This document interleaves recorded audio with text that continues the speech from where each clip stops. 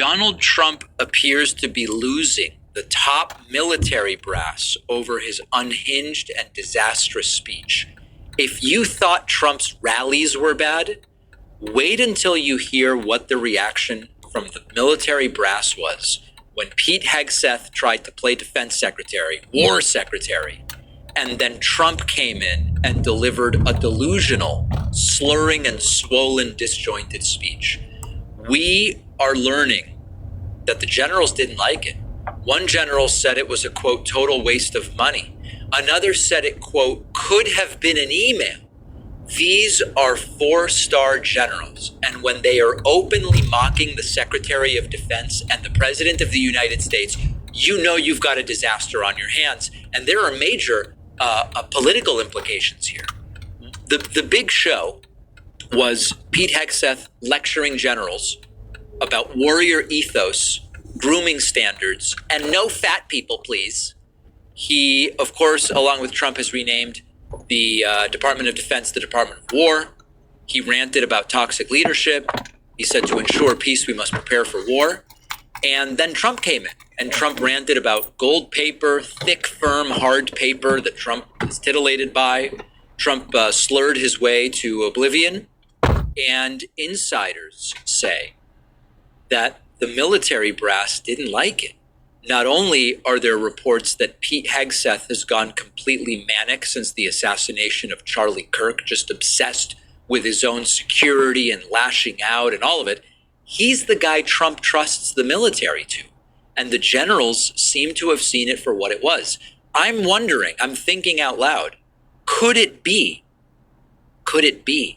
that as much of a waste of taxpayer money as this fiasco was, that it was actually useful in that it was now undeniable when the generals see Hegseth and Trump in the full glory of their incompetence, that they go, these guys don't, I report to these guys, these are my commanders. But the part that a lot of people are missing is that there was zero leadership here. And the members of the military who were there noticed it. Trump bragging about being friends with Putin, complaining about the auto pen, the machine that signs letters. Imagine being flown in from the Pacific or the Middle East for an important high-level briefing. This is going to set the stage and direction for the next 3 years and 3 months that are left.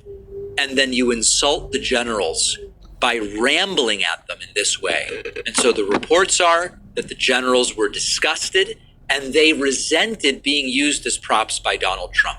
Now, let me tell you why this matters so much. In every authoritarian system, there's a really important question. Does the dictator have the military on their side, or is the military against them?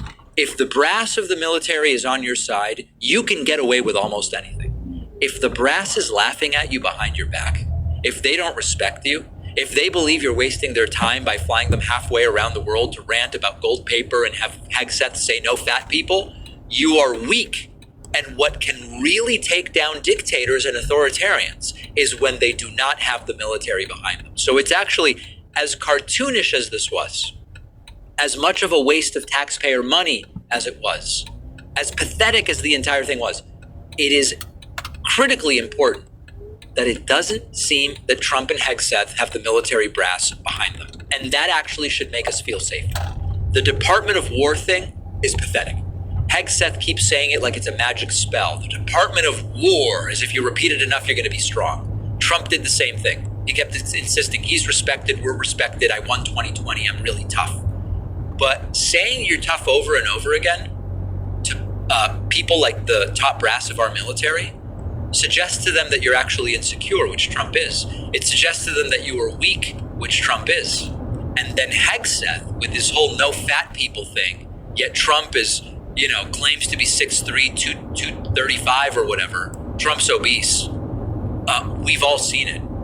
That, I don't think, is inspiring much respect from the military either. So the whole idea here was, let's get everybody together. Let's project strength.